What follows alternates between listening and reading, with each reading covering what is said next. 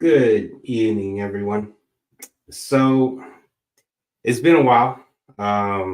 It's been kind of a busy holiday season, and I've been fishing a lot, and that's why we haven't really been going through with these lives and doing the podcast deal.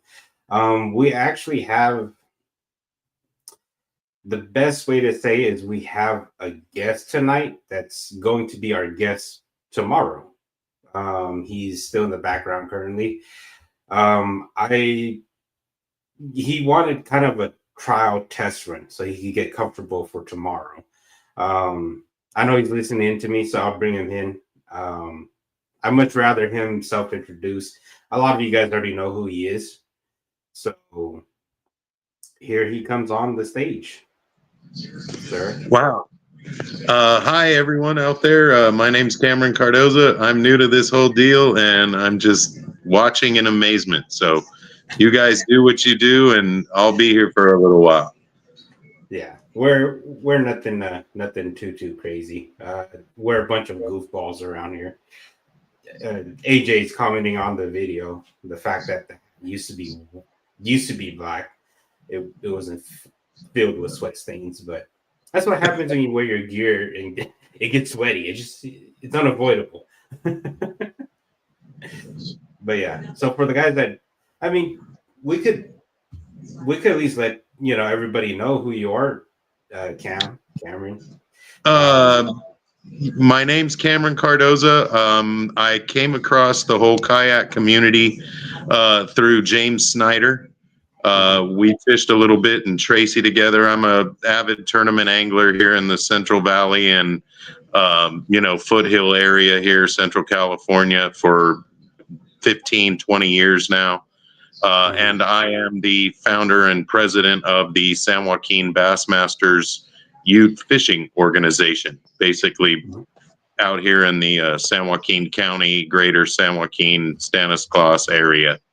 So that's kind of what we do now. And for those that don't know me from being on the water, I'm also the Costco guy. So that's my day job. Yep. Gotcha. That's Yeah, awesome. that's my day job everywhere I go. You're the Costco guy. You're the Costco guy. That's awesome. So you said you've been around the Central Valley for a while now. Just curious. You say you tournament fished and you've been fishing the Central Valley for a while now. Is there? I'm just curious because I'm still kind of new to the Central Valley area. What are lakes that? What were your favorite lakes? Growing up and fishing tournament scene wise. I'm just curious because I fished all of them by now, but it's just I'm always curious about somebody's opinion. I stumbled onto the bass game late in life. I kind of grew up trout fishing. My grandma would take me to a lot of the foothill lakes, Silver Lake up there by Kirkwood, the high Sierra type lakes. And I just always loved to be in the outdoors. I lived in Manteca, growing up, and I never really knew that all those rivers out there had bass in them. So I stumbled onto the game late. I typically fish the Delta. That's what I consider my home pond. It's kind of my favorite water to fish. But as far as lakes go, I mean, you got to love Bullards. Maloney's is one of my favorites, only being, an hour and 15 minutes away from Maloney's. I'm close to McClure. I'm close to Pedro. Comanche, we fish there. It's not personally one of my favorites, but that one's close. Berryessa. So those are kind of all it. I love going to Clear Lake. It's a little far for me to get to as often as I'd like, but those are all great ponds to go fish. Yeah. How you doing, Daigo? I'm doing good. Just chilling. Doing good. How was your drive, sir? It was fun. I was on the road for like 12 hours. Yeah, because I ran into a little issue, but I mean, can't have any issues on a road trip, right? So Yeah. For the guys that don't know, Daigo's out at Lake Havasu right now. He's oh wow. yeah, he's participating in the the Bassmaster Kayak Series. Now that They, yeah, kind of been out here, it's been a while, right? Daigo. I think since Clear Lake in 2020, 2019. Yeah. Yeah. Congratulations and best of luck. Thank you, sir. Yeah. Practice didn't go Key, as I planned to, but it's all yeah, right. Key has the right idea here. Leave the bass and go target the red ear at Havasu. Oh man. Yeah. I've heard they're massive there.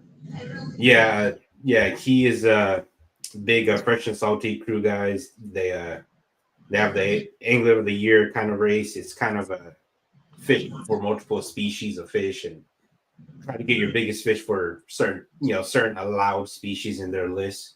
And so I believe, don't quote me on it. Key will correct me if I'm wrong, but I believe there was like a 14-inch red ear or something like that, which is Wow.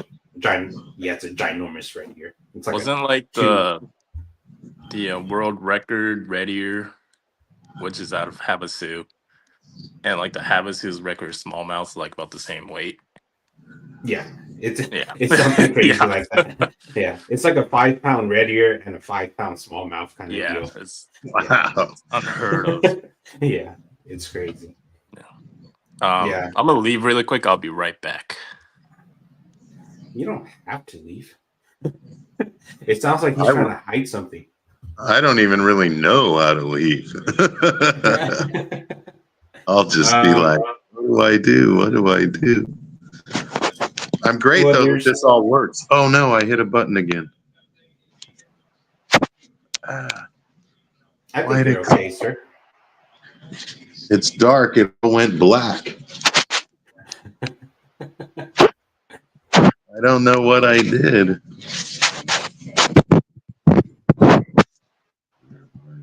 Mm, See, I don't want this to happen tomorrow. yeah, no, Oh, no wait. worries. There it is. God, I can't have that happen tomorrow. That would be stupid. Club wanted me to have a different tablet.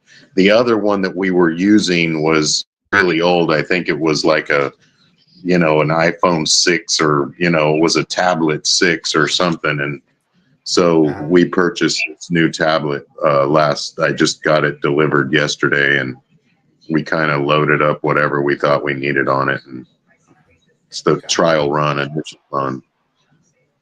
Well, I'm glad that we get to be your trial run. Is it just us three right now? The three that I see, you, me, and Daigo? Well, for us, it's kind of anybody that wishes to join. This is an open platform for anybody that's in the comment section, any of the live viewers to jump on and have a conversation. Typically, the viewers are really shy, so they don't jump on. Oh, Is what typically happens. Yeah. I'm just So- here to hang out.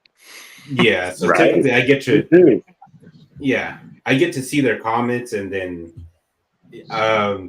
I see them too. I see the comment. yeah, so they get to ask away and chat away with us, even though they don't want to join us. Yeah.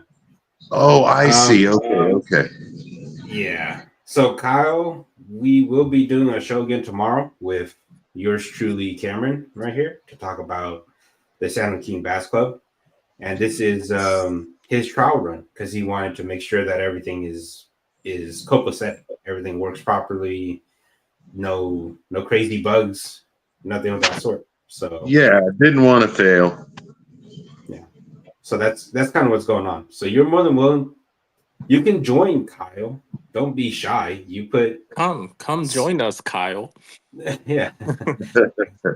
Kyle's willing to play pranks on me by putting certain odd shape. He got me already. Yeah, Oh, did he? I'm one of the victims already. The guy. Yeah, I'm not gonna say what it was, but yeah. Yeah. It was inappropriate shaped objects. We'll leave it at that. I mean, it's technically after dark, Yeah. So Yeah. We had a prankster, one of our buddies, I think same sort of things you guys are chatting about. End up in somebody's live well, and they don't know till the next week or yeah, he was a prankster. He still is. Yeah. Yeah, I wouldn't be surprised if Kyle would have plugged the drain plug with the same exact shape of said object. Right. You're giving him ideas now. Stop. Well, it makes it fun, as in everybody gets a good laugh out of it. I Oh don't yeah. think anybody's too upset about it, at least not that I know of yet. No. I find it hysterical. I was like cracking up in a gas station downtown Sacramento. I was like, when did I When get you there? saw it. Yeah. That's Robert's referring to why you left earlier. Oh yeah. Yeah. But that being said, I'll ask a question here. Have you fished lately, Cameron? I know Daigo's out fishing, but have you been fishing out lately, sir? I try to stay somewhat relevant. I'll be honest, I went on Monday and it was terrible. Terrible, terrible, 100% terrible. A couple of worm tail biters, and no stripers. And it seemed like the Thursday before that, we were catching stripers, catching a limited green fish. So yeah, it was very poor on Monday. But I also kind of was just happy to be out. I went and looked at some spots that I haven't looked at in a few months, so I wasn't expecting an awful lot. The water temperature in the Delta, I generally fish the South Delta, so I'm what they call a Southie. And the water temperature was maybe 47. I think I had 51 in the afternoon. So yeah, it's a nightmare. Not fun. That's cold. Yeah, Right. Especially for those river fish, they don't like it. No, not at all. They hate it. And when I was out, I actually ran into, I'm sure you guys will know who he is, Free Spoolin' Keith. Mhm. Yes. Yeah, so I saw Keith out there and we chatted for a while. So Keith, if you're out there, what up, Keith? Yeah. Yeah. Keith, we see Keith around all the time. He's Yeah. fishing just about every tournament that there is out there. Mhm. Yeah. Randomly. He just out of nowhere, he'll practices pop a up. lot in the South, so I see him quite often. Yeah. Yeah. Good old Keith. That's actually his home body of water as well. Keith lives And close to I Delta. believe he was with Kayak Santa. So that was my Okay. first meeting of Mr. Kayak Santa from across the channel. So Mr. Yeah. David Morris.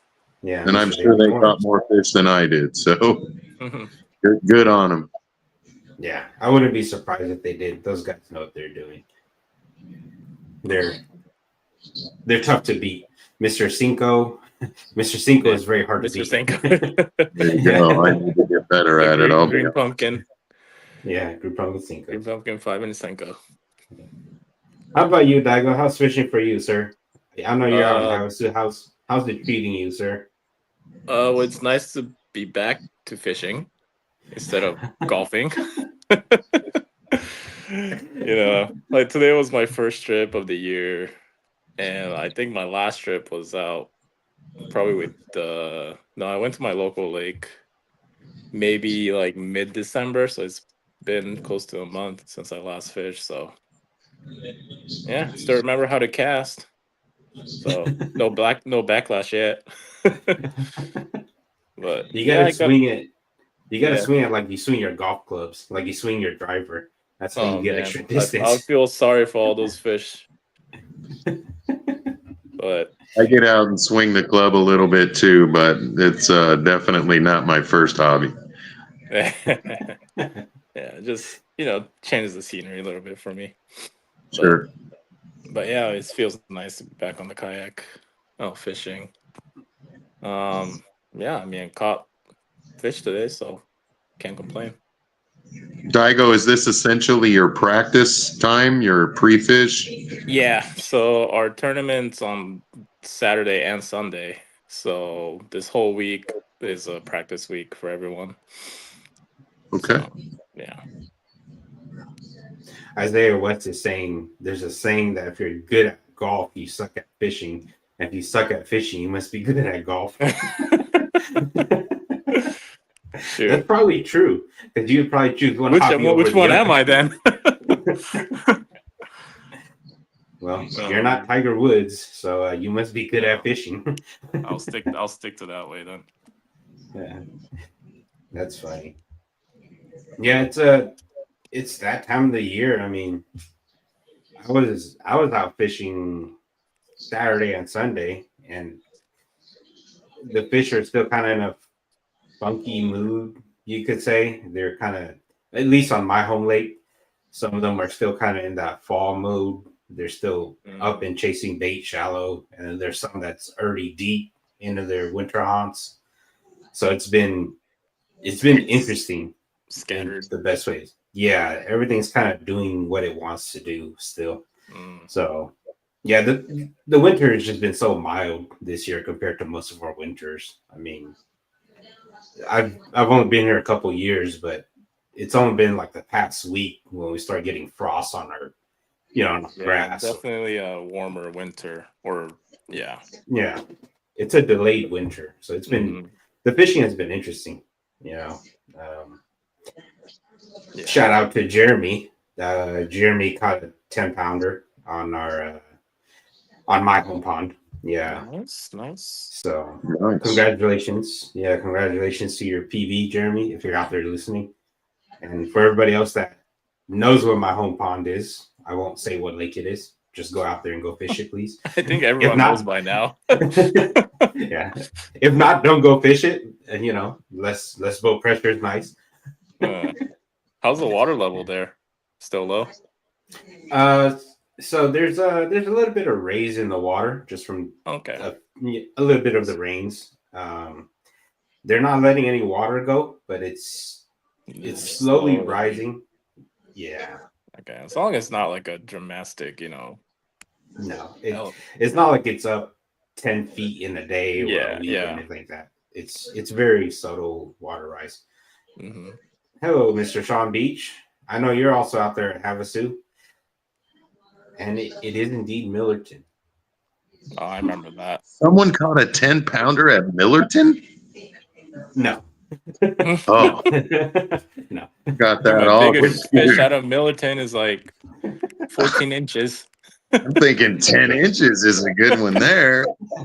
Oh, man. Man. Yeah, no, we're just trying to keep the lake unknown because there's so many people that know about it now. Oh. Yeah. I'm not allowed on any lakes because I fish the Delta, and now we've got a new visitor. So I'm just stuck fishing my favorite water, I guess. Hello, Romel. What's up? Feel free to jump in, everybody and anybody. Jump in and chat. Even you, Romel. Feel free to jump in, Romel. Yeah, Romel's heading to Havasu at 3 a.m. Drive safe, sir. Good night, sir. Yeah, the road was actually not too bad. I don't know if they redid the concrete or something, but it's pretty smooth throughout the whole drive. That's good to know. Yeah. So anybody that's headed out there, there was, I believe, AJ, correct? He's AJ Ramirez. Probably like an hour away. He'll be here soon. Yeah, I believe AJ Ramirez was saying that the 5, the roads were bumpy just from the constant use. Yeah. So anybody that is headed out there is supposedly bad roads. So beware of potholes and bad roads. Anybody that's out there. But 58 and 40 were pretty nice, so you'll be fine. There you go. From the guys that are already over there. More guys. Hello, Colton. Hey, yo. Nelly Gordos. So that being said, did you find your fish, Daigo? The ones that you want to catch, sir? You don't have to tell us. You don't tell us how. Just tell us, did you find what you wanted to find? Yeah, I found some fish that I liked. It was unexpected, but I found a couple. But I mean, I was only on the water for like 3 hours today because that Uh-huh. wind and it just got really nasty out there. So I just called it early, but I still got tomorrow and Friday to work some new areas to figure it out. So, Did but just out of curiosity, are they the size that you're looking for? not necessarily, but No. more so just filling out a quick limit. Gotcha. Yeah, it's So it's tough. It's tough right now from yeah, what I experienced. So, and talk to yeah, others. yeah. Don't tell us too much. I know that there's a lot of competitors here that are actually listening to us that want to know. So Yeah, just I don't catch fish, so I can't really. it is a 2-day event unless they cancel. Oh yeah, due to weather or Yeah, something. Yeah. yeah. So it is a 2-day event. All Bassmaster events are 2-day events. As of now, the weather's looking good. I think that windstorm kind of got pushed back to Monday, Mhm. but I mean, we never know, really. Yeah, the weather this time of the year is unpredictable. Um, Yeah. one day it could be nice and pretty, and the next day the wind just blows Hmm. across the lake. So it's extremely unpredictable. Yeah. I So thought I I wouldn't. thought I thought Clear Lake was bad, but yeah, it's disgusting Oh, out here. really? Yeah. That's interesting. So you're telling me it's worse than Clear Lake when the wind starts blowing across Yeah. Havasu. Yeah. Interesting. Yikes. Yeah, I've never been, so that's interesting. So Yeah. I'm assuming then the lake is very similar to Clear Lake, where it's essentially a wide open body of water, right? Yeah. And the wind Yeah. just It's like a C a little bit, and there's like a big point okay. in the middle, sort of Uh-huh. like Buckingham on Clear Lake, and it Uh-huh. kind of separates into two creek arms. But Gotcha. yeah, But whenever the wind blows, it just blows right through the entire creek arm and yeah, basically and it nothing. funnels into the creeks if it's blowing south like today. Yeah, Gotcha. That's rough. That's very rough. yeah. But I mean, the facility here, like the ramp conditions, like the park itself is a lot. It's well taken care of. I'll tell you that. Well, Mr. Sean Beach, I was going to get to your comment here. If the lake is on fire, you could jump on here and talk about how many Yes, 20-pound bags please you caught, do Sean. tell. Everybody's here willing to listen to it. How big is the field? I think we got 102 or 103 so far. Yes. Nice. Sign up ends tomorrow. And they're currently Right. sitting at right around 102, 103 anglers. Wow. Yeah, guys from Arizona, Idaho, Tennessee, Some Arizona, all over. Ohio. Yeah. Yeah, all over the states kind of came to fish Havasu. Here we go. Question for the panel tonight. Piggybacking on big swim bait posts I made earlier. You dedicate your days to throwing big swim baits. I threw them for 7 hours, knowing I may go home skunked. Any experience throwing a big swim bait, Cameron? Not much. Some, but not. I would not consider myself part of the big bait posse, as it used to be called back in the day. So, Yeah. I've got a million of them, but I just, after an hour or so, it's really tough, and I like to jack them. So I usually end up putting it down if it ain't working and trying to pick up something that does work. I'd like to go out with a real guru and just commit to it and have fun with it. But my pond, it's so many snags and grass, and those open treble hooks are kind of tough. And, you just end up not getting on them for me. But I know they work. I've seen guys do it. Yeah, I'm with him on this one. Yeah. I'm not a big swim bait thrower either, but if you don't get bit, change to a drop shot is what you're saying. drop shot or Oh, wacky yeah. Senko is all you need. Something, spinner bait, crankbait, chatterbait, something. But I mean, there are days where those big baits will get bit.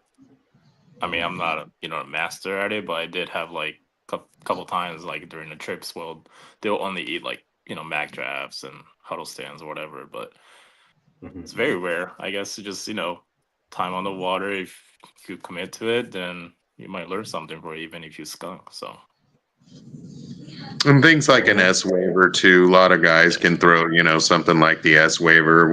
I've gotten bit on that. The mag draft this year, a while back, the mag draft was kind of being a little bit of a player.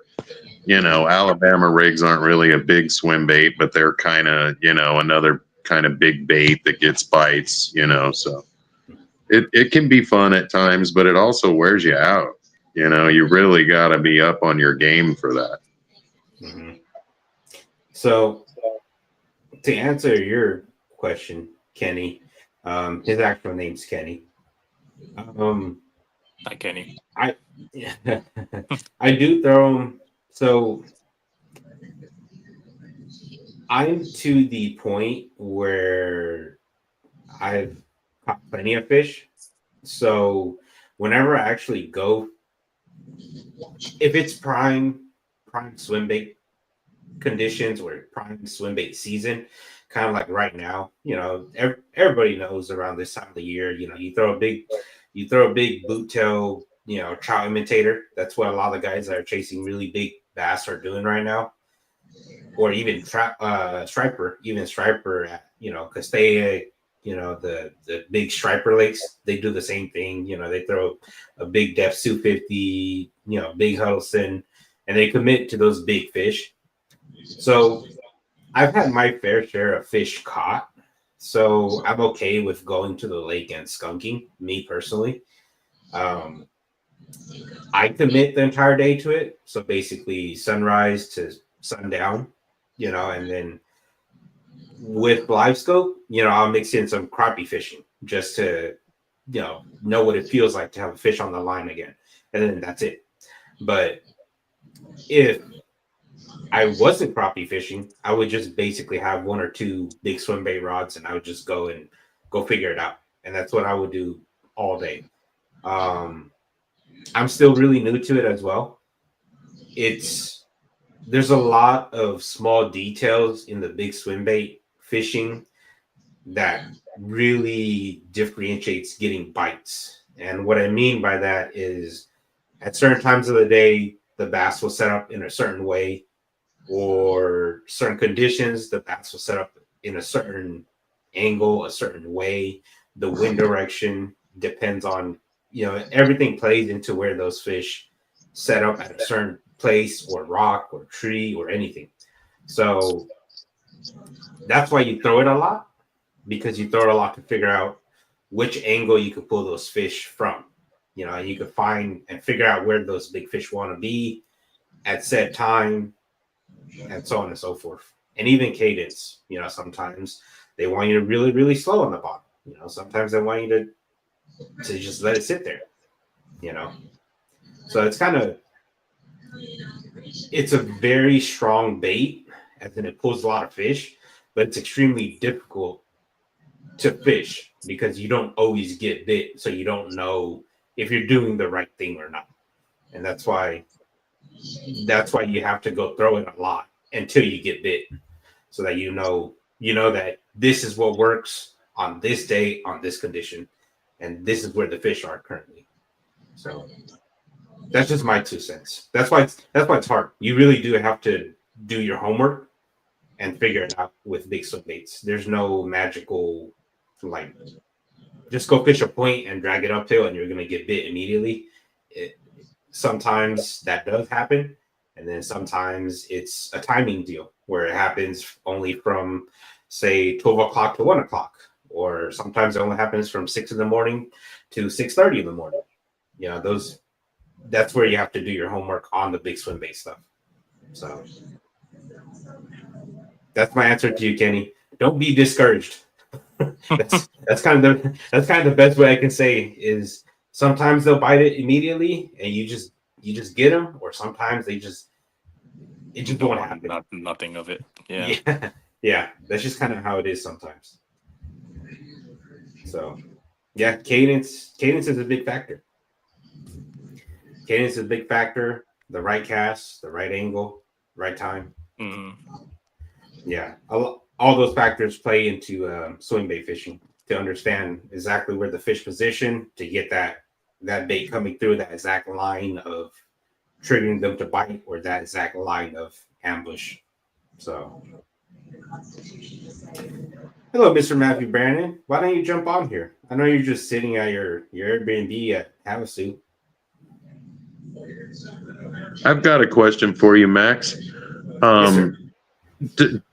Do you favor hard, say, swim baits, the jointed ones over the plastic ones, or is it each one might have their own time?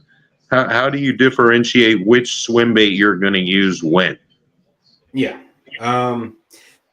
So if I'm not a big glide bait guy, so a glide bait being kind of like your Depths 250, an X Waver, your treble hook baits, I'm not a huge fan of those. Not because they don't work.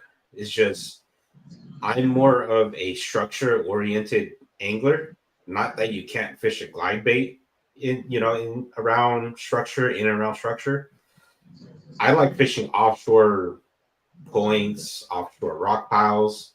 So I personally prefer like the big soft swimmers, kind of like a Huddleston, a Basemith Mag, a Hog Hunter, one of those really big trout imitators that are big soft plastics. Those personally, I feel so with the soft baits, like even like a mag draft, I feel like those really play when the fish want to chase, as in they're willing to chase or they're willing to follow that bait. And you don't get them to go on a reaction bite most of the time. You get them to go more on a feeding bite, as in it's the feeding window of those fish to get those fish to bite. It's kind of like fishing a kite. It's the same kind of category. It's just it's much bigger. Whereas a glide bait, a treble hook bait, is more so like a jerk bait. So you're trying to get fish to react to the glide bait, and then they'll eat it as you twitch it for the fish to go crazy on it. So each has their own time and place. If you got to get the fish to react, odds are fishing a glide bait is probably going to be more. If the fish want to react on things more, the glide bait's going to be better. And then if the fish are more so on a lazy feed only or bite when I want to eat, I prefer the soft swimmer. But day in and day out, I prefer a soft swimmer just because a glide bait catches big fish. But I honestly feel like a big soft swimmer will probably catch the biggest bass on any given body of water just because it looks more natural.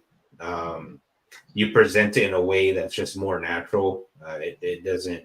You could still speed it up and swim it away pretty quickly, so it acts kind of natural in that way.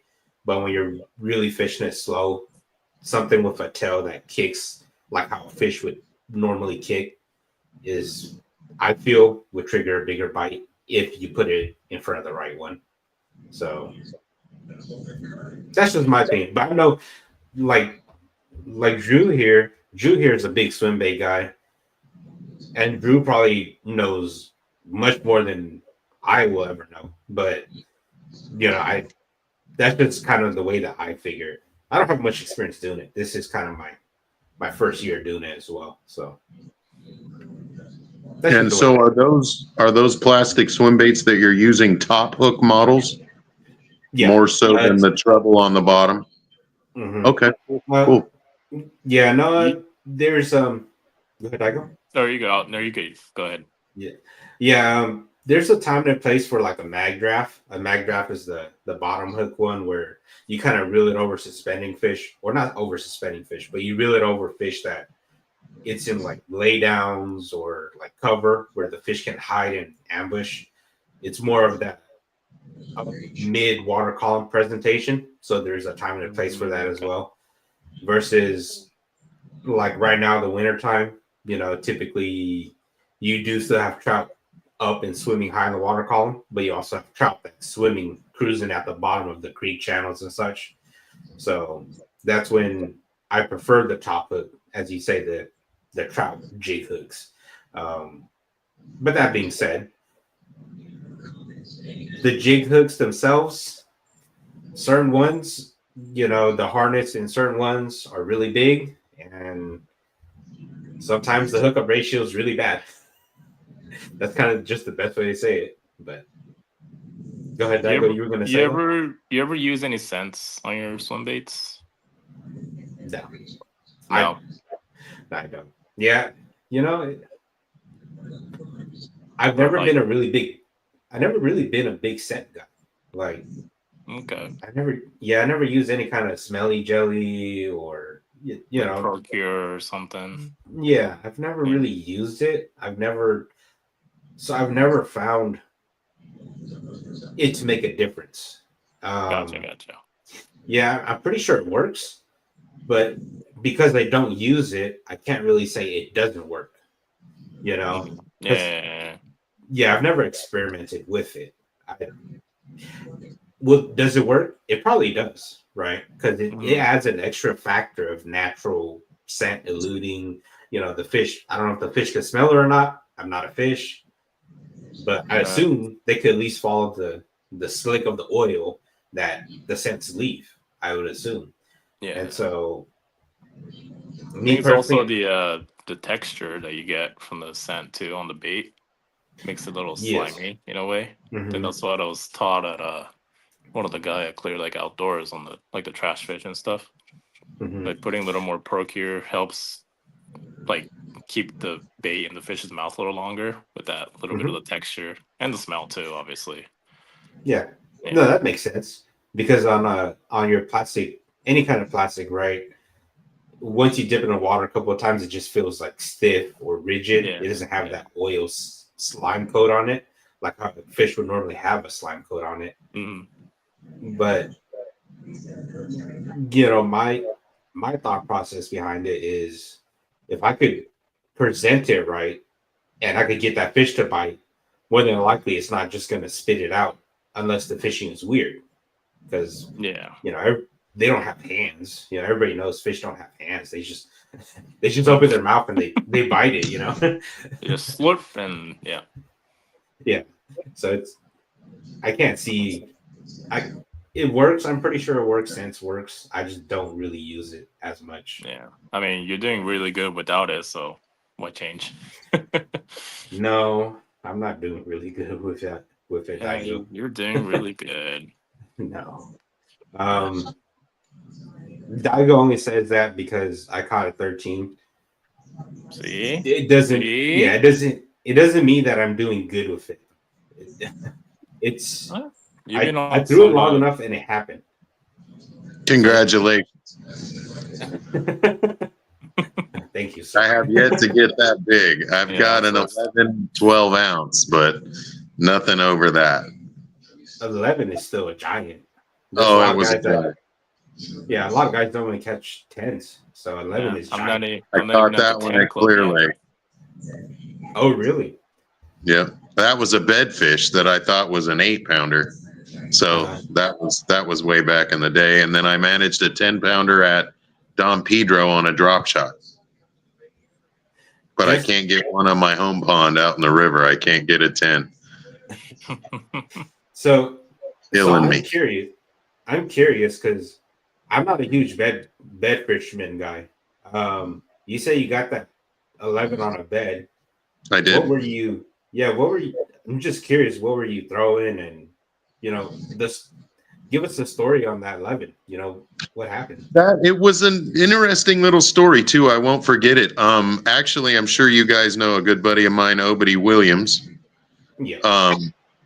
I was the previous owner of Root Beer, and I sold Obedy Root Beer. So I caught that fish in Root Beer, just up with some guys, fishing, and I didn't have any power poles or any way to, spot lock or any of that. It was before all this. It was probably 10 years ago, I would imagine by now. I think it ended up in the Bassmaster Lunker page, that they did in the back of Bassmaster magazine. So it was out there. But my boat ended up drifting because, you know, I kind of saw the bed and oh, that's a good one, you know, and it was what I thought was an 8 and a 3.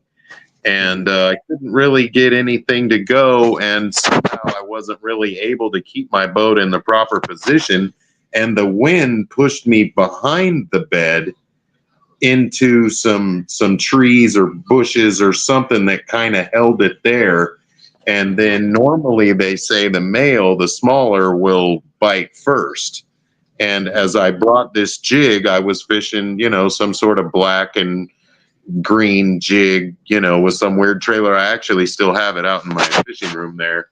As I brought it into the bed uphill, the big one just went down and got it. And then it was on and it was a mess. And that she jumped 3-4 times and I'm trying to get the net and I realized it's way bigger than an 8, you know, so it was a mess. I should have lost that fish 4 ways to Sunday, but God was with me on that day. And that's the biggest bass I've ever caught to this day. And that's how that story went down. So I wanted to get a replica mount. I have pictures.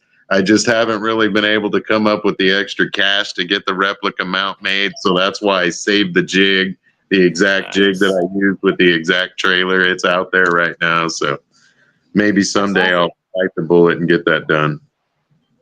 So you didn't even make multiple casts to it. It was one cast.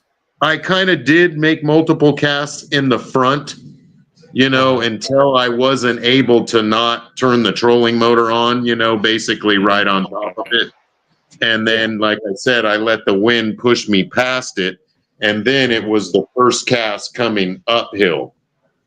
And there was a piece of wood there, you know, and a typical little bed. And then when I brought that jig over that piece of wood, she just kind of looked at it and then went sideways on it and said, ah. So it was cool. I'll never forget that. Yeah, that's awesome.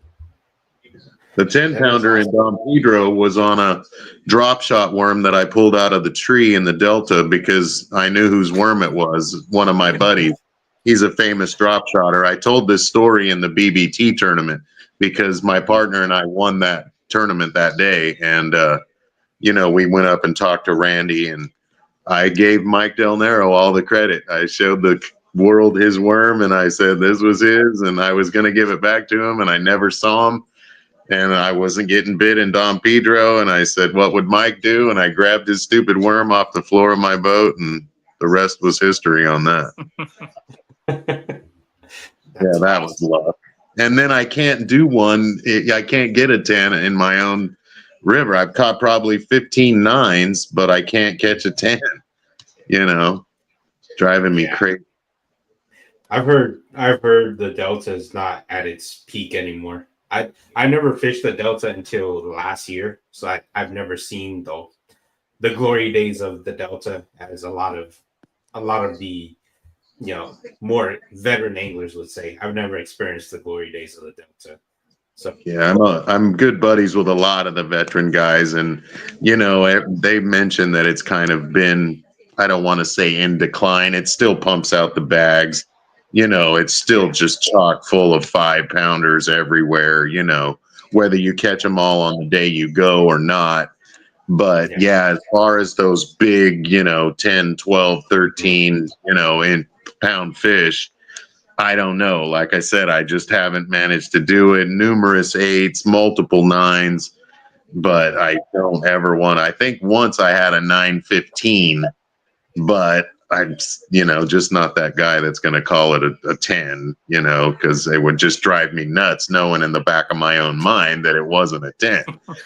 You know, it's close enough, but not close enough. Oh, I know. Yeah. I had a lot of those where it's 9.96. Yeah. Where it's just right there.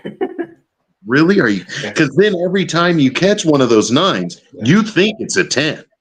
Yeah. You know, and you're calling your buddies and you're like, dude, I think I got her. I think I finally did it. You know, we're going to do the personal. We're finally going to do it. And then you get there, 9/11. Oh, really, bro? Really? Yeah. if that fish just didn't poop that day, it would have been 10 pounds kind of deal. Could I scoop a little bit more water in that thing and hold his mouth open? You know, like, man, and then you're disappointed because it isn't 10, but it's still a 9 and it's a gordita, you know? I mean, Yeah. you can't even, it gets your head all messed up. You know, you're in the wrong. Yeah. I don't catch big fish, so I don't know how that feels. Somehow I'm not believing that, sir. I'm not believing that. Scott's playing a joke here. Can you help OBD fix root beer to get that thing back on the water? I'll tell you what, man, that fool, he should have called me, because before I owned it, my buddy Jeremy owned it, who's my tournament partner. So that thing had been in the family for 15 years. And our buddy Trevlin Star, if you're out there, shout out. He kept it running because Trev's a guru with motors and boats and stuff. We never had an issue. It was funny. Guys had asked me, well, how many hours do you have on that old Pro V? 23 years. You know, you look at your watch and you just laugh, you know, like hours. What are you talking about? And then I didn't even know he was having trouble with it. I knew that everybody knows he's tough on stuff, but and then he went to a different dude, and I'm not sure that dude, really did the due diligence. I just wish he would have given me a buzz and at least let my buddy Trev look at it, because I think we could have got it to run a little bit longer. But as far as me helping him fix it, that is not going to happen. I am not the mechanically inclined guy. I'm the Costco guy. Remember that. So yeah, Cameron's a Costco guy. Yeah, I had good people with me that helped me out and kept that thing running forever. It was a sad day to let it go, but I had to let it go to somebody like where I knew he was going to fish it hard. It's still a great hull. I mean, I think that hull on that boat is more stable and easier to drive than the hull I have now. And I, kind of knowing now, once I moved on from it, you go back and think, well, should I just have repowered that thing? I just kind of was over the trailer, and just things and just little things. And I'm like, you know what? It's just time. Let's just do something else. And, that was history. But he won an awful lot of money out of that damn rig. And, I still get parking tickets to this day because I don't think he's put it in his name yet. So if you're out there, Obedy, get it in your damn name. All right, bud? True story. AJ has a great question here. When is Costco going to sell the packs of Cinco? Yeah, right. And when are they going to bust out Shimano reels and everything else, man? I would love that. But I'm not a Cinco guy. It would drive me nuts. So yeah, they just don't do much in that realm, Every once in a while they'll have some sort of combo spinning deal, ugly stick type thing, or something like that. But as far as them just kind of specializing, I don't think it's ever going to happen. Sorry, AJ. Kirkland Senkos. Yeah, right. Kirkland Senkos. That'd be sweet, right? No Cincos for you, AJ. Sorry. Not from Costco, at least. Just stick to the hot dogs. Come in for those. Oh, yeah. The hot dogs. What are they called? The breads with the stuffings inside of it. Oh, the chicken bake. Chicken bake? Yeah, chicken bake. Yeah. I love those chicken bakes. Yeah. I'm a 20-year Costco employee, so I probably had 1,000 or 1,500 chicken bakes, 4,000 hot dogs. I mean, yeah, it's rotisserie chicken, just so many. When you catch your PBs, you gotta save your lures. I know Cameron said he saved his 11, the jig. Did you save that drop shot?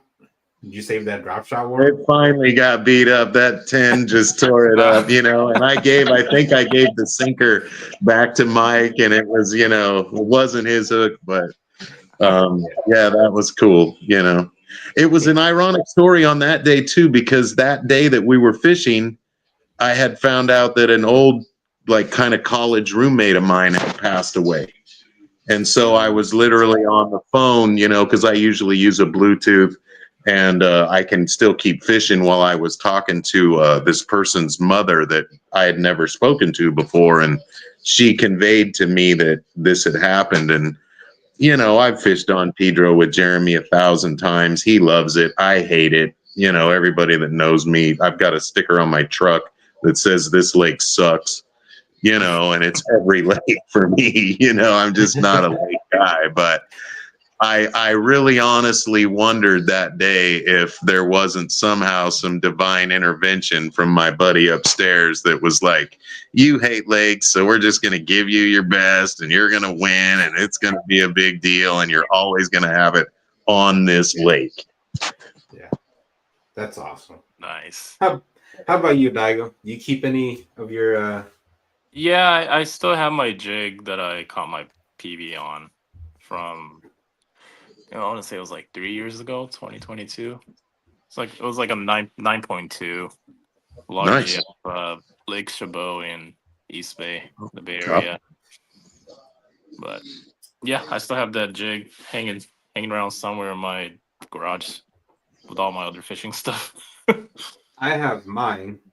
Nice. This thing has, I'm not hooks on it anymore because Two tap? I got rid of the stock hooks. No, this is just a Red Eye Shack. Regular. red eye shot, just regular, not a 2-tap. Guys that know me know that I caught my PB on this. It was 13.3 according to the scale. You know, it was weighed on water, so I always just call it 13 because you're supposed to wait on land to get an accurate reading. But when you catch a big fish like that, I'm gonna try to weigh as soon as possible and just let it go. So I'm on a kayak. I'm not gonna run all the way to the boat ramp, weigh it, you know, just let it go. Yeah. I'm not gonna do that. Yeah, it wouldn't make any They sense. think It you're took me forever. taking it home, yeah. Yeah. So, but yeah, you know, it's one of the many that I have. I considered getting a replica, just like, you know, Cameron is, but it's too expensive. I How can't much afford it. those run usually? They're pricey, like $800 in that Yeah. area.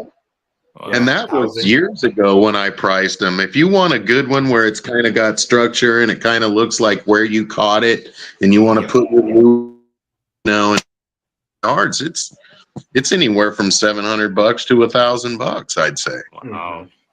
It's very, You know, the bigger you want it, you know, the bigger your fish is. Obviously, the bigger it has to be.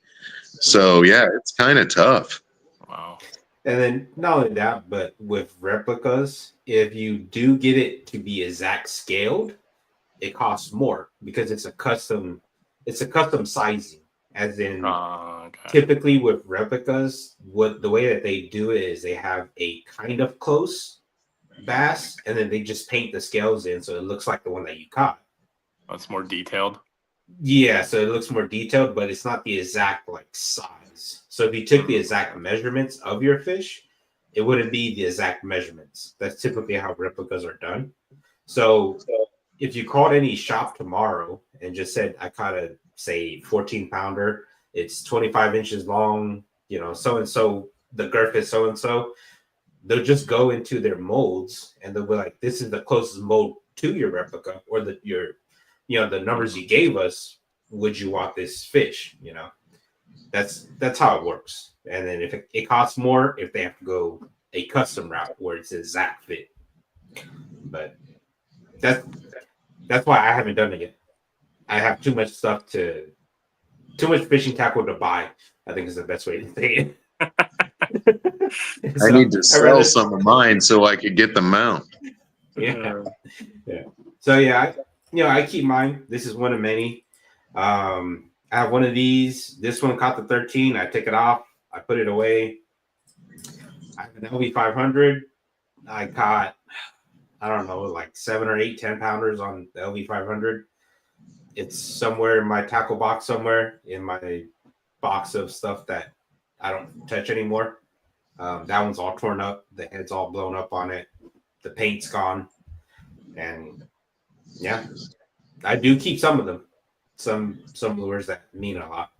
The big swim bait fish that I just caught this weekend with that big swim bait, that one, the swim bait, actually, I broke it off. It's actually laying in the bottom of the lake somewhere.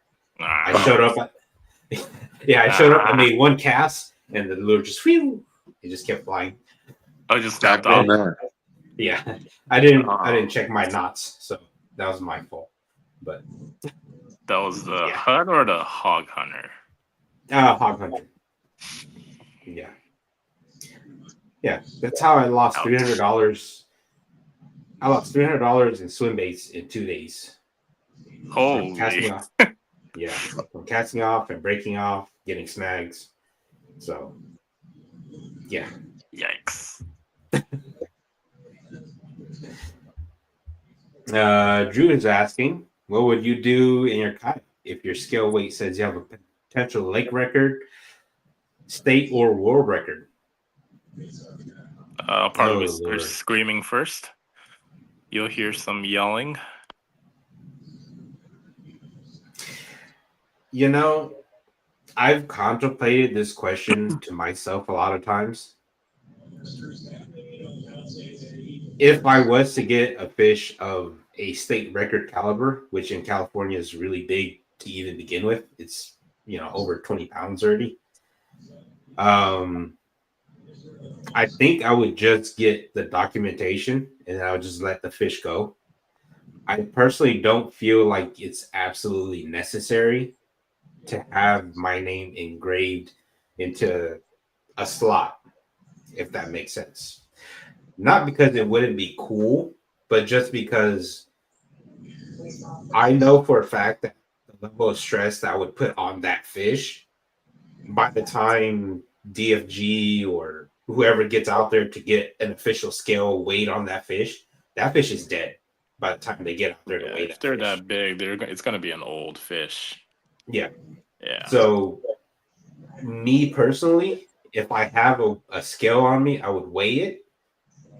If I know it's a state or a world record, I would weigh it. I would get a picture of it, and I would just let it go. Simply because my name on that little section saying that I have a world record bass or a state record bass, it really doesn't mean much to me personally. I much rather have that fish survive and then, have offspring, better chances of it having offspring than Rare genes. Yeah. then dragging it to a boat ramp, calling. Say even if I get to the boat ramp, I may not even have service at some of our California lakes. So, I would just weigh it on my scale, even if it's not correct. I would deduct half a pound plus or minus, and then just let it go. In my opinion, that's what I would do. How about It's a you, good, gentlemen? good problem to have either way. Yeah. Yeah, it would be a good problem to have. But, I just feel like that's something that a fish of that caliber deserves to continue to, end its last days, however it chooses to. Like naturally. Yeah. Yeah. It's made it. So that's just how I feel. Your guys' thoughts? Yeah. I'm in a I'm with you on that one. fiberglass, so I don't know. Yeah, I mean, like you said, it's hard to get a hold of somebody. Can they get to where you are? Wasn't there a few years back where the world was it the world record or the spotted bass out of Bullards was getting broken like every other week? And I don't. If you guys have been up to Bullards, there's nothing around there. No. So I don't even know. Like one guy didn't get it weighed and certified properly, and one guy did, and I don't even know the steps to go about doing that. I mean, I'd probably video it and take as many darn pictures as I could and show everybody my scale, and then if it's not official, then it's it's not official. But yeah, that's probably the way I'd go about doing it. You got to try to let the fish live. You don't want to do anything and drive it down to the nearest Safeway or whatever you even do in that situation. I've never been anywhere close, so I'm not even sure I'd know what to do. I'd probably have to call you, Max, and say, hey, what the hell do I do? I got a 23-pounder. Well, if you had service to call me, you should have called You should have DFG called first. DFG, yeah. Is that what I do? Yeah. I've got some DFG guys in the phone. So, So, I do believe, I have GA, they issue a certified scale to you, as in, you buy a certified scale from them so that you can actually weigh it on their certified scale. For IFGA records, IFGA line class records. I don't know the full process. Tactical Bastion has the video on it because they've broken multiple records supposedly according to their videos. I don't know much about it, but that's just what I would do. A fish that big is hard to, it's hard to not just catch it, enjoy the moment, and then let it go. It's really hard not to just do that for me. when you say GA, what is GA? IFGA. They're Oh, international. Okay. Yeah, International Fishing Game Fish Association. Yeah. Yeah, Fish Association. Yeah. So. And then they can send you like a hand scale if you purchase it from them? I don't know exactly how it goes. I believe you're supposed to send in your personal scale, and they'll either A, calibrate it, or B, they'll determine whether it's a legitimate scale. I don't know what the full process behind it is, but I know that there is a website where they give you the full process of, if you want to submit this said fish for said line class, like if you caught a 15-pound bass on 2-pound fluorocarbon or mono, you're supposed to cut off a section of that fluorocarbon and mono, send it along with the scale, so they could test the parameters of everything to make sure it's a legitimate Make sure 2-pound. it's in that range, yeah. So sometimes that 2-pound could be like a 3, could be a 1. Yeah. So I don't know much about it because I honestly don't chase those records. It doesn't mean much to me personally. Eastman's has a chance. Militant has a chance. No, it does not. You're not supposed to say the name of the lake, Dago. Everyone knows now. No more secrets. Yeah. These guys are saying that we would report it and then eat it, catch and cook.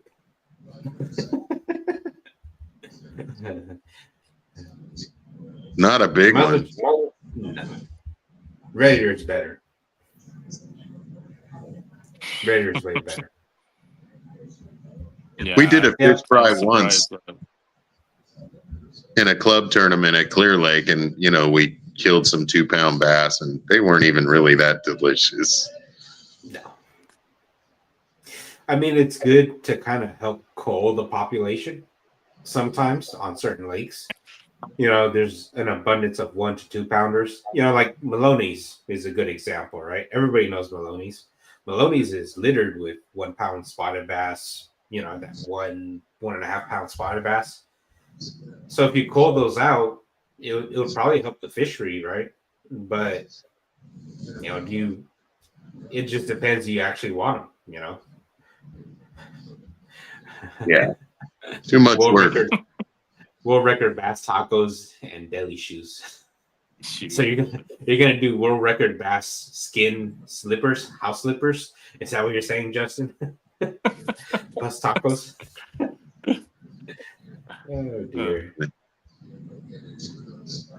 But yeah. Anyone else wanting to join or no? I don't want to take too much.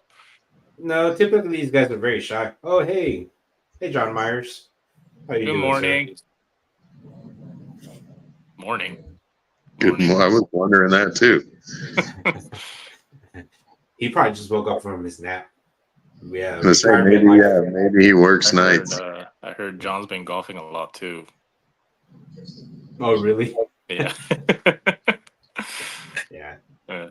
Yeah, well, John Myers is retired, so he can wake up whenever he wants to. He can do whatever he wants. Yeah. Congratulations. But yeah, typically the guys don't really like to jump on. Typically, guys like to stay in the comments section for this portion of the show. See, and I Unless don't it's even know segue how or to something. I don't know how to add a comment in like print form like that, which I'm sure I'll learn.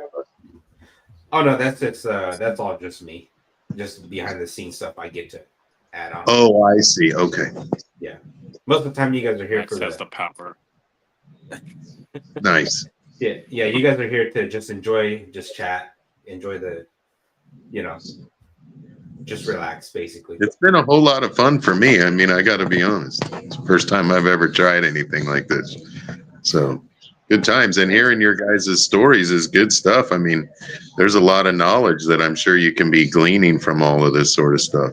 Lipless crankbaits, pretty much learned right there, you know, like that's your bait.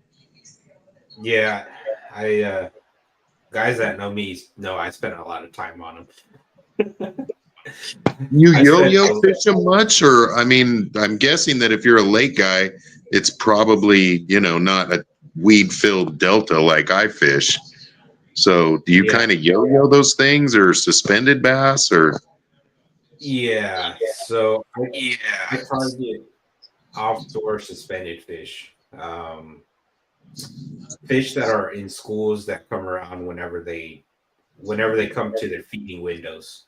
So essentially I wait until the fish come around from the lake and they set up to feed. And that's when I make that cast. I typically yo-yo it. I burn and kill it. I don't really do your standard chuck and wine retrieve with it much. It gets bit, but I don't feel like it triggers the biggest bites. So typically I don't do it that much. I'm more of a yo-yo guy. And the way I yo-yo is not like how a lot of guys typically yo-yo, where they just rip it up and they let it fall on a slack line where they follow it back down. I rip it up and I just let it pendulum. So it actually goes up, say 10 or 15 feet up in the water column, and I let it swim back down to the bottom. So it's not a very typical yo-yo where you want it to hop off the bottom and then hit the bottom to where you get them to react on the bottom. But it's just You my have confidence. more of the bite timing for the fish to Yeah, so take the bait, I guess, instead of just hopping it on the bottom where it's more aggressive. yeah, so what I've essentially found by doing that is what happens is when you lift it really high up in the water column, what ends up happening is those fish that are kind of out and roaming, the suspenders, if they see it, they'll kind of come in and investigate it simply because when you rip any kind of lipless bait, you get those rattles and it draws them in. So once you rip it up, it makes a lot of commotion, a lot of noise, and they'll just come investigate it. And then when they do come investigate it as it's falling on a tight line, there's no rattle to it. So it actually it's more natural because you don't hear the rattle shaking inside of it sometimes. So that's my thought process behind it. You know, I'm no scientist. I could be wrong, but that's just how I feel. That's why I feel like it works for me because it's a subtle power, drawing reaction bite kind of deal.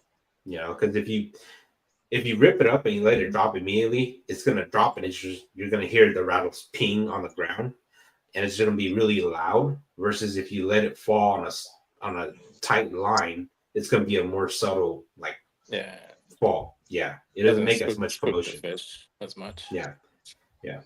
So that's just my opinion. No right or wrong way. That's just how I've done it. Have you tried throwing like those silent liplesses? I have. The problem with the silent, the problem with the silent lipless for me is my lakes, the water's not really clear enough most of the time. Okay.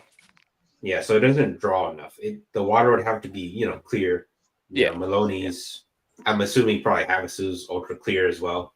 So I would imagine it would probably play. Yeah. But my lake's not clear enough to do that. So I don't do it much. I don't think I ever caught many fish just chuck and winding a lipless. It's just been yo-yoing as well. You know, there's from what I found, there's certain times where a yo-yo is not as effective as a burn and kill. It kind of does the Mhm. same kind of thing, as in the way I fish it. It still does the same thing, but it seems like when you burn it with your reel, it's a different kind of speed. So it's almost like it swims faster. So I Mhm. like going that route during the fall because the bait are a little bit more active and they're trying to run away more. Whereas a yo-yo, I feel like it shoots up kind of slower. As in the rod sweep doesn't move it as far and as fast as if you were to really, with a 7 gear ratio or 8 gear ratio. You Mhm. move more line. So the straight retrieve, I always mix in stuff, on a straight retrieve. I I always guess do, yeah. yeah, it depends on the scenario too, like where you're Yeah. fishing. Like if you're casting into like a bait ball and there's fish busting, then I would chuck and wind. Hmm. But I feel Yeah. like Yeah. My biggest bag fishing a lipless crankbait was actually kind of on a chuck and wind kind of day okay. where I was throwing it on against laydowns or in front of laydowns, and it was just one of those days where they really wanted a lipless crankbait, so I was throwing it around laydowns in front of laydowns, and I would throw it out there. I would let it hit bottom, and then I would burn it 4 or 5 times really quickly to get it right past the laydown, and I would kill Mhm. it. And the very second I kill it, it was when they would eat it. But Okay. it was like one of those days where they were going to eat just about anything that you throw in front of them. So Like very that scenario What tactical based. bassin, boom, pause. Yeah. Go ahead, what Cameron. about depth? Do you have a limit? Is there a ceiling? Do you use it down into 50 feet or 75 feet, or is it a 25 foot or less kind of a thing? For me, the deepest I typically fish it is about 35 feet. As in, I'll make a cast out of 35 feet and I'll let it hit bottom.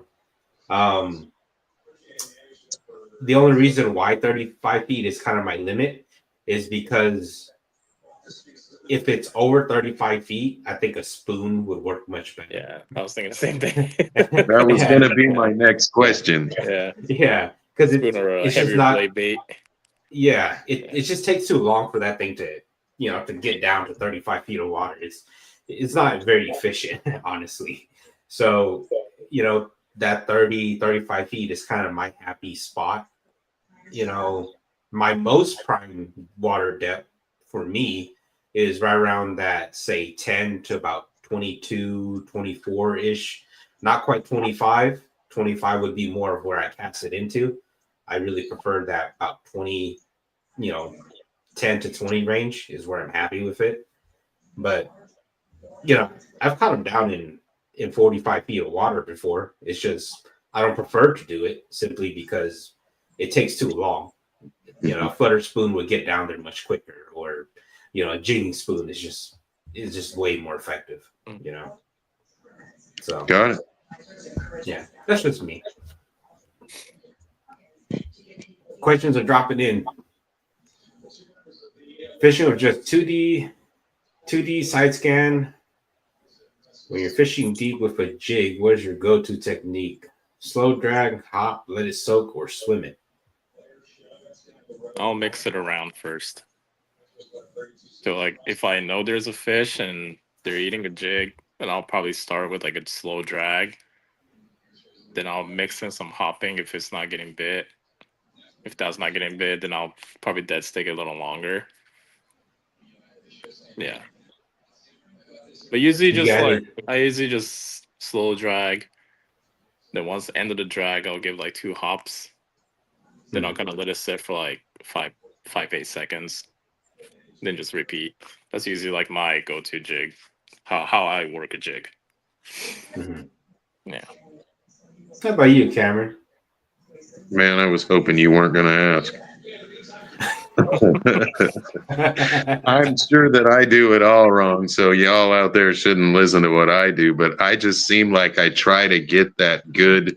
I almost want to call it a drift where I'm almost using the boat more than I'm generating the distance on a cast. And to me, it's almost about like a certain rhythm where you can kind of feel that and you can kind of know that, like, okay, that's the perfect speed. So I guess to answer, it's probably just a drag for me, but it's got to be that drag where you feel like, okay, that's the drift. You know, that's what I need. You know, if I, otherwise it's too fast or too slow and it's kind of gumming up and then, you know, you pull it free. So I always try to hit that tick, tick, tick. You know, I just keep try that to bottom find effect. that cadence. You know, somebody mentioned it earlier with a different bait, but I just try to find that certain rhythm, and then I feel that that's usually when I get most of my bites, dragging a jig or dragging a shaky head or, you know, even a split shot or a Carolina rig or something like that. Mhm. I always start out slow dragging, me personally. Um, I'll set up, I'll set up, drop anchor, spot lock, whatever you want to call it, on a point where I see fish on 2D or side scan. I line it up and I make that cast, and I just start with a slow drag. Um, if it's the winter, like right now, I'll go really slow. But if it starts warming up around that 60, 62-degree water temp, and the fish are a little bit more active, and if they are going to eat a jig on the bottom, then I start dragging it a little bit faster. As in, I'll still slow drag it, as in I'm not like, I'm not pulling the rod across my chest really fast, but I'm moving it faster. I'm just dragging it versus slow dragging it. If if you guys get my drift here, it's kind of weird, but instead of dragging it slow, you drag it, but you just drag it faster than slow drag. Yeah, and it's all about that feeling that you get, you know. Yeah. You'll know the feeling that you like and the ones that the fish are liking that day. Yeah. And I So guess sometimes depends on what trailer you put on the, the jig too. If yeah. you want something that's more flapping or just more subtle, Yeah. you know. But definitely, a drag in general, the drag, it varies from super slow to just a drag. And then you just kind of let the fish dictate whether they want it a faster drag, a medium drag, or a slow drag. There you go. Yeah, And the trailers you yeah. mentioned, that's the game within the game, right? Is it going to be a Sweet Beaver style trailer? Is it going to be a big flapping pack-a-craw type, move a lot of water, river-wise type thing? Or what's it going to be? Even little small micro trailers a lot up in these clear lakes, a lot of those real small finessey ones, can get bit too. Yeah. So, that's my go-to technique. I'll give an example. I got the opportunity to fish with Damien Tao over the New Year's, and just watching the guy fish. He likes to draw fish, and what I mean by that is there's a time to dead stick. There's always that dead stick bite that will happen. There's a drag bite that will happen. Um, Damien likes to shake a lot. This was on a spotted bass fishery, so to be fair, I don't know if he does the same for largemouth. This was specifically on a spotted bass heavy lake, but he likes shaking it a lot. The reason why he shakes it a lot is to draw the fish's attention to it, even though it's extremely cold. So, you would think that it's cold water. Those fish are not, it doesn't look natural as something shaking a lot, right? But he's more so doing it to draw the fish's attention, and then he dead sticks it. So he shakes it a lot and he leaves it in place. So he pulls those fish and he just lets it sit there. It kind of works like a shaky head a little bit. Yeah. Okay. So yeah, that's one of those deals where you have to play with it and you just let the fish dictate how to fish, I guess is the best way to say it. So, but day in, day out, slow drag. It covers water. Yeah, it covers water, and like a lot of percentage of your bites, slow drag, that's it works, in my opinion. Agreed.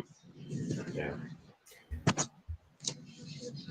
How about we end it on this question, since we've been going for about an hour and a half. Oh shoot!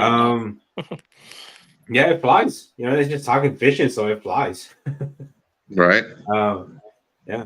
When I'm fishing a lipless, I lift it 10 to 15 feet, like I said, reel down the slack, and then that's the timeline you let a pendulum.